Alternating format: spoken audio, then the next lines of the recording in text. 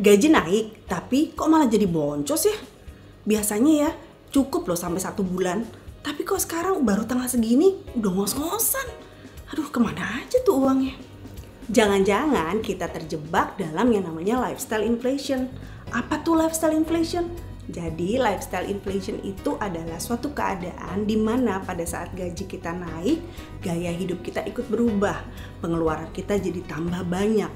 Sebetulnya sah-sah aja kan pada waktu gaji kita naik, terus udah gitu kita jadi pengen menikmati hasil kerja keras kita, boleh-boleh aja dong. Tapi hati-hati, kita kudu hati-hati nih, jangan sampai akhirnya pada saat gaji kita naik kita malah jadi kesulitan keuangan, malah jadi boncos. Ada tanda-tandanya. Apa tanda-tandanya kita terjebak dalam lifestyle inflation? Yuk kita bahas.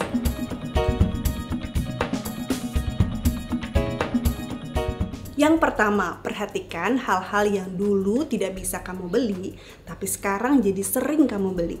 Contohnya apa? Nih, misalnya kalau dulu kita sering pergi ke salon yang di dekat rumah karena murah meriah dan hasilnya bagus. Tapi sekarang setelah gaji naik, nggak level lagi pergi ke salon dekat rumah, harus salon yang di mall, berasa kece banget gitu kalau keluar dari salon di mall, padahal hasilnya nggak jauh-jauh amat juga sih.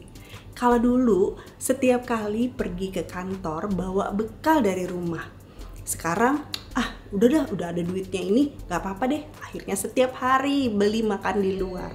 Kalau dulu pakai baju yang 100.000 aja nggak ada masalah, karena kan yang penting nyaman dipakai kan. Tapi sekarang karena gaji naik, ya paling nggak 500.000 ke atas lah. Ya emang sih sekarang kamu punya uangnya untuk membeli barang-barang itu, tapi kita harus hati-hati jangan sampai gara-gara nih gaya hidup kita berubah, kita jadi punya kayak suatu new normal yang baru gitu. Ya kan? Standar hidup kita harus diperhatikan, jangan sampai gesernya tuh terlalu jauh. Geser ke atas boleh, tapi jangan sampai terlalu jauh banget. Ya, gaya hidup kita yang baru ini jangan sampai membuat kita jadi kesulitan di kemudian hari. Berikutnya, perhatikan dengan siapa kamu bergaul. Kalau dulu kamu bergaul dengan siapa aja, sekarang kamu harus bergaul dengan orang-orang tertentu nih yang standar hidupnya berbeda.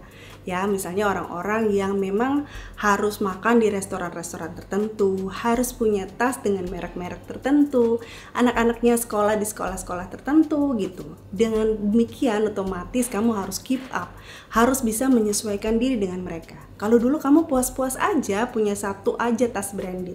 Kalau sekarang rasanya kalau punya cuma satu tas branded nggak enak dong. Padahal temen ganti-ganti. Masa cuma satu tas branded gue? Ya udah deh, akhirnya gue harus beli misalnya gitu, ya kan? Akhirnya dengan demikian pengeluaran kamu jadi ikut bertambah. Bergaul dengan orang-orang yang punya standar hidup tertentu bukan berarti salah.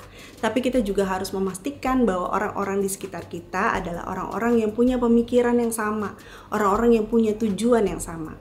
Kalau memang orang-orang di sekitar kita itu beda standar hidupnya dari kita, ya berarti kita nggak perlu meninggalkan mereka, nggak perlu nggak bergaul lagi sama mereka, nggak gitu. Tapi jangan malu untuk menetapkan batasan-batasan tertentu sesuai dengan kemampuan kamu. Jangan malu kalau memang tas branded kamu cuma satu.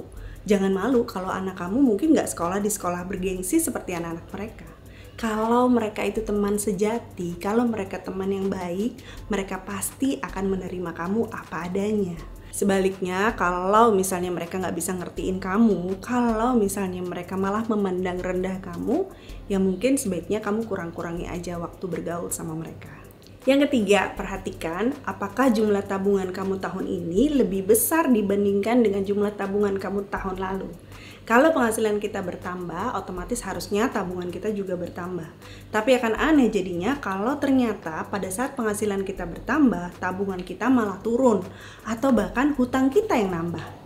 Intinya gini, pada saat gaji kita naik, bukan berarti kita tidak boleh menikmati hasil kerja keras kita. Boleh-boleh aja menikmati hasil kerja keras, tapi dalam batas-batas yang normal, dalam batas-batas yang masih bisa kita kendalikan.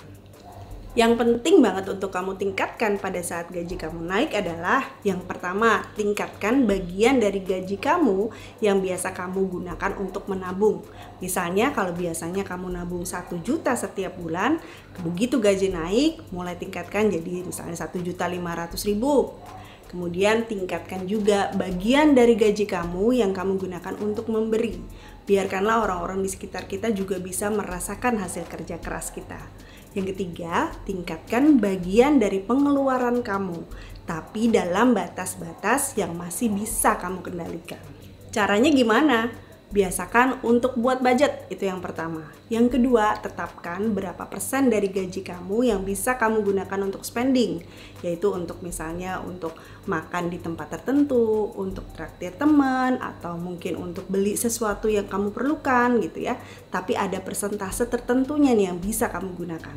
Dengan begitu, kamu jadi nggak merasa bersalah pada saat menggunakan bagian dari gaji kamu itu untuk spending. Dengan cara itu juga kamu jadi tahu persis juga bahwa walaupun gaji kamu naik, kamu tidak akan jadi boncos karena kamu tidak terjebak dalam lifestyle inflation. Mudah-mudahan video hari ini bermanfaat buat kamu. Kita ketemu lagi di video yang ini ya. Thank you for watching. Bye.